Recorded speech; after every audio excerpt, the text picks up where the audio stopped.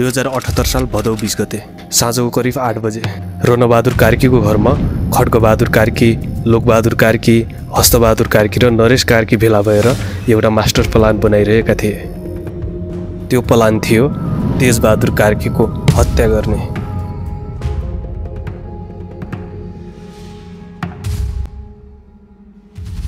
उनीहरूको योजना अनुसार भोलिपल्ट तेजबहादुरलाई खेताला बोलाउन आउँदा हत्या गर्ने तय गरिन्छ।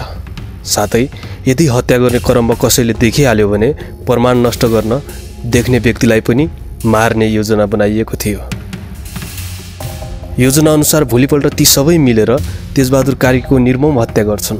तर दुर्भाग्यवश हत्या गर्ने क्रममा तेजबहादुरकै परिवारले घटनालाई देखिहाल्छ। त्यसपछि उनीहरूले 2 नाबालकसहित तेजबहादुरको परिवारका जम्मा 6 जना सदस्यको पनि हत्या गर्छन्।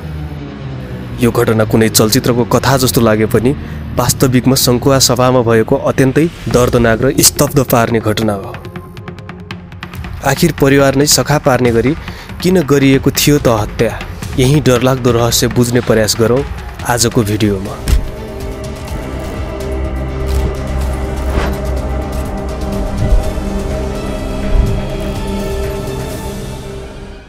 सङ्खुवा सभाको मादी नगरपालिका वडा नम्बर 1 स्थित उम्लिङ खोला नामको गाउँमा रहेको यो घरमा 55 वर्षीय तेजबहादुर कार्की, उनकी श्रीमती 54 वर्षीय मनमाया कार्की, तेजबहादुरकी आमा 84 वर्षीय पार्वता कार्की, उनका श्रीमान 90 वर्षीय बौद्धबहादुर कार्की, जेठी बुहारी 32 वर्षीय रञ्जना कार्की, नाति 10 वर्षीय दिपेन कार्की र नातिनी 5 वर्षीय गोमा कार्की बस्ने गर्थे। तेजबहादुरका 2 छोराहरू थिए। उनीहरू दुवैजना वैदेशिक रोजगारीमा गएका थिए। जेठा छोरा रमेश कार्की 1.5 वर्षदेखि मलेसियामा थिए भने कान्छा छोरा नरेश कार्की दुबईमा थिए। कान्छा छोराको परिवार भने झापामा बस्दै आएका थिए। जेठा छोरा रमेशले पनि झापामै जग्गा किन्नको लागि बुवा तेजबहादुरलाई पैसा पठाएका थिए र केही महिना अगाडि बैनाबट्टा समेत गरिसकेका थिए।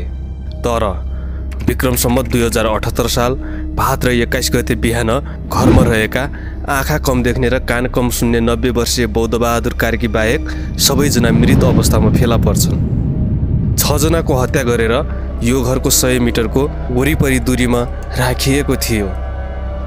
लासको प्रकृति हेर्दा उनीहरूको शरीरको विभिन्न भागमा दाउरा तथा धारिलो हतियार प्रयोग गरी हत्या गरेको जस्तो देखिन्थ्यो। नाताले तेजबहादुरका भतिज पर्ने लोकबहादुर कार्कीले सबैभन्दा पहिले लास देखेपछि उनले नै छिमेकीलाई बोलाएका हुन्छन्। त्यसपछि खबर प्रहरीसम्म पुग्छ। खबर पाए लगतै जिल्ला प्रहरी कार्यालय सङ्खुवा सभा, सङ्घीय प्रहरी इकाइ धरान र केन्द्रीय अनुसन्धान ब्युरोको टोली घटनास्थल पुगेको थियो। घटनास्थल पुगे लगतै प्रहरीले घटनाको अनुसन्धान सुरु गर्छ। सुरुमा त प्रहरीले मृतक परिवारसँग कसैको केही रिसराग थियो कि भनेर खोजी गर्यो, तर केही पनि फेला पार्न सकेन। पछि प्रहरीले आर्थिक कारणले हत्या भएको हुन सक्ने अनुमान गर्छ। कार्की परिवारले झापामा जग्गा किन्न लागेका थिए। जग्गा किन्न लागेको हुँदा घरमा ठुलो रकम हुने र त्यही लुटपाट गर्न हत्या गरेको हुन सक्ने आशंका थियो। तर प्रहरीले मृतक तेजबहादुरको घरबाट नगद रुपैयाँ र गरगहना सुरक्षित फेला पार्छ। यसपछि प्रहरी लुटपाट गर्ने उद्देश्यले सो हत्याकाण्ड नभएको निष्कर्षमा पुग्छ। जिल्ला नै सिल गर्दा पनि शङ्कास्पद मानिस नभेटिएपछि प्रहरीले घटना भएको क्षेत्र वरिपरिलाई नै आधार बनाएर अनुसन्धान गर्न थाल्छ र सबैभन्दा पहिले लास देखेको भनेका लोकबहादुर कार्कीलाई नै निगरानीमा राखेर प्रहरीले अनुसन्धान सुरु गर्छ। लोकबहादुर कार्की सोधपुछ गर्दा पनि अन्कनाएर बोल्थे। यसकारण प्रहरीले उनलाई निगरानीमा राखेको थियो। प्रहरीले घर छोडेर बाहिर निस्किन उनलाई रोक लगाएको थियो। लोकबहादुरले कक्षा 8 सम्म पढेपछि पढाइ छोडेका थिए। छिमेकीका अनुसार घरमा पनि त्यति काम नगर्ने उनी मलेसियामा बसेर 3 वर्ष अघि फर्किएका थिए। मलेसियामा रहँदा मानसिक स्थिति बिग्रिएपछि नेपाल फर्किएका थिए।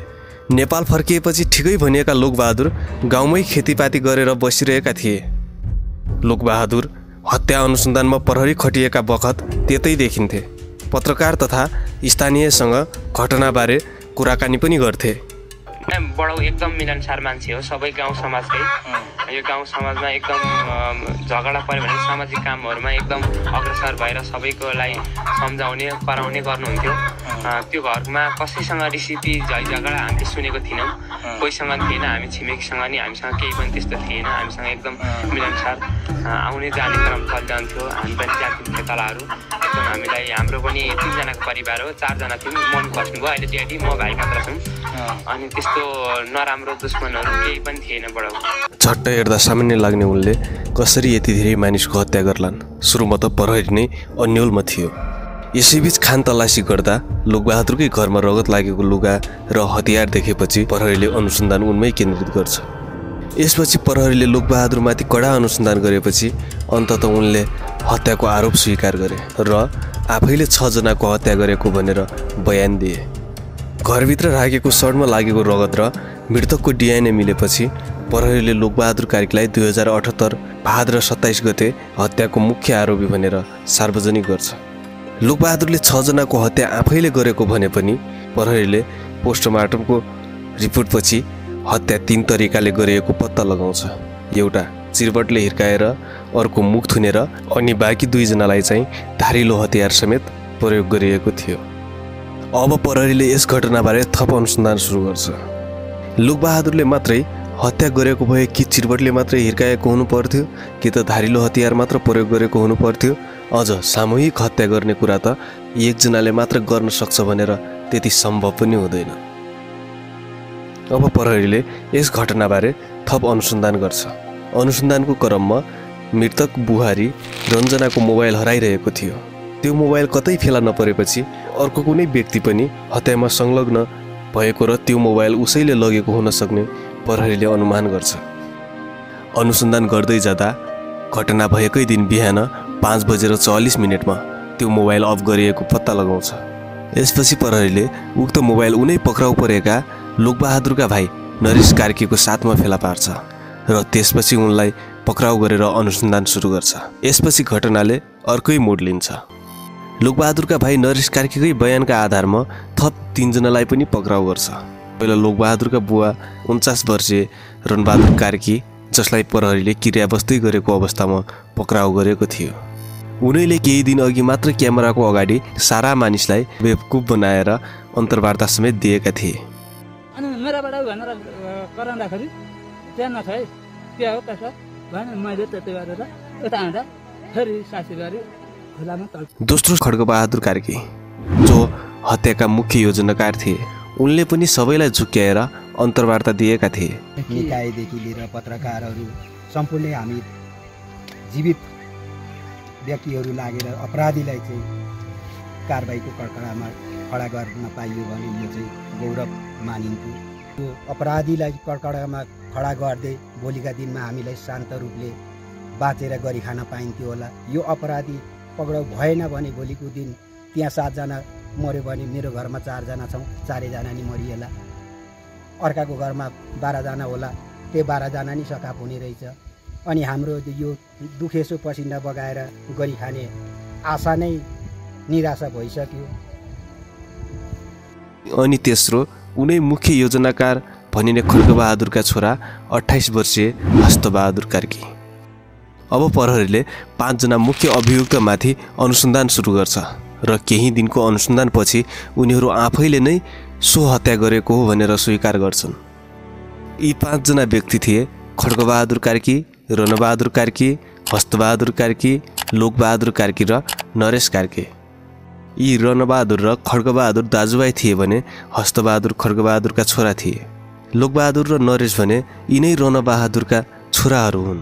उनीहरू मृतक तेजबहादुरका ठुला बुवाका छोरा र नातिहरू थिए।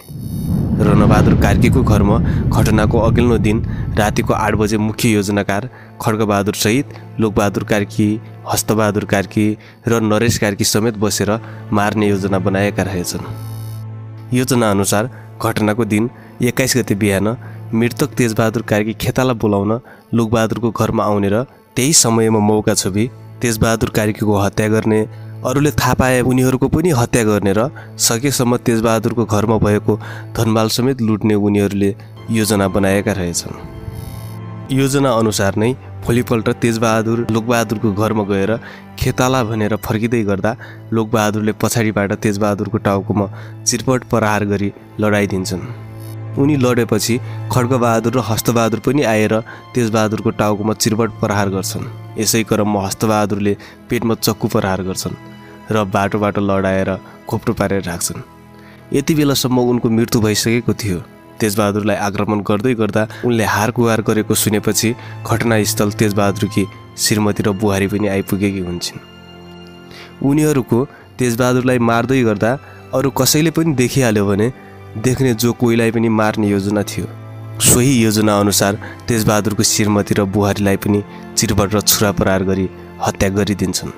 त्यही क्रममा हल्लाखल्ला सुनेपछि नाबालक दिपेन र गोमा पनि के भयो भनेर दौडिँदै बाटोमा आउँदै गरेका हुन्छन् र उनीहरूलाई देखेपछि हस्तबहादुर र लोकबहादुरले बाटो छेकेर मुख थुनेर हत्या गरिदिन्छन्। यसपछि 5 जना हत्याराहरू मृतकको घरतर्फ जान्छन्। घरमा 84 वर्षीय पार्वता कार्की कुडो पकाइरहेको अवस्थामा हुन्छन्। उनको पनि हत्या गरिदिन्छन्। अब 6 जनालाई नै मारेपछि सबैजना घटनामा प्रयोग गरेको चिरपट र चक्कु बोकेर लोकबहादुरको घरमा जान्छन्। हत्याराहरूले प्रयोग गरेको चक्कु र रगत लागेको कपडाहरू पनि घरमै लुकाउँछन्। बुहारी रञ्जनाको मोबाइल नरेशले ल्याएका हुन्छन् र स्विच अफ गरेर घरमुनिको ओढारमा लुकाउँछन्, जुन मोबाइल प्रहरीले अनुसन्धानको क्रममा भेटाएको थियो। यसपछि 5 जना भेला भएर कसैले घटनाको बारेमा सोधेमा आफूलाई कसैलाई पनि थाहा नभएको भन्नुपर्छ भनेर सल्लाह गर्छन्। पहिले नै बनेको योजना अनुसार यदि प्रहरीले अनुसन्धान गरेर घटनाको नजिक पुगिहालेमा लोकबहादुरले नै सबै हत्या गरेको भनेर स्वीकार्नुपर्छ भन्ने सल्लाह गर्छन्। लोकबहादुरले मानसिक औषधि पनि खाने गरेको हुँदा उसलाई सजाय कम हुन्छ भनेर सल्लाह गरेका हुन्छन्। पछि प्रहरीले घटनामा संलग्न 5 जनालाई नियन्त्रणमा लिएर अनुसन्धान गर्दा सबैले स्वीकार गर्छन्। प्रहरीले घटनामा उनीहरूले प्रयोग गरेको सबै हतियार बरामद गर्छ र मुद्दा चलाउँछ। घटनाका मुख्य नायक खड्गबहादुर नियमित रूपमा रक्सी खानेर घरमा श्रीमती र परिवारलाई कुटपिट गाली गलौज गर्ने गर्दा रहेछन्। त्यसो गर्दा मृतक तेजबहादुरले "तँ जडिया किन यस्तो गर्छस्" भनेर गाली गरेर सम्झाउँदा रहेछन्। लोकबहादुरलाई पनि "तँ त केही काम गर्न सक्दैनस्" भनेर सम्झाउन खोज्दा रहेछन्। अनि नरेश र रणबहादुरलाई पनि त्यसै गरेर सम्झाउँदा रहेछन्। त्यही कुरालाई लिएर तेजबहादुरले आफूलाई हेप्ने गर्यो भनेर मनमा इक राखेर सोही कारण हत्या गरेको प्रहरी अनुसन्धानबाट खुलेको थियो। हत्या भएको 9 महिनापछि 2079 साल असार 21 गते जिल्ला अदालत सङ्खुवा सभाले हत्यामा संलग्न 4 जना खड्गबहादुर कार्की, उनका छोरा हस्तबहादुर कार्की, रणबहादुर कार्की, उनका छोरामध्ये जेठा छोरा लोकबहादुर कार्कीलाई जन्मकैदको सजाय सुनाउँछ। रणबहादुरका कान्छा छोरा नरेश कार्कीको उमेर 17 वर्ष मात्र भएको हुँदा उनलाई 25 वर्षको 2/3 अर्थात् 16 वर्षको कारावास सजाय सुनाउँछ।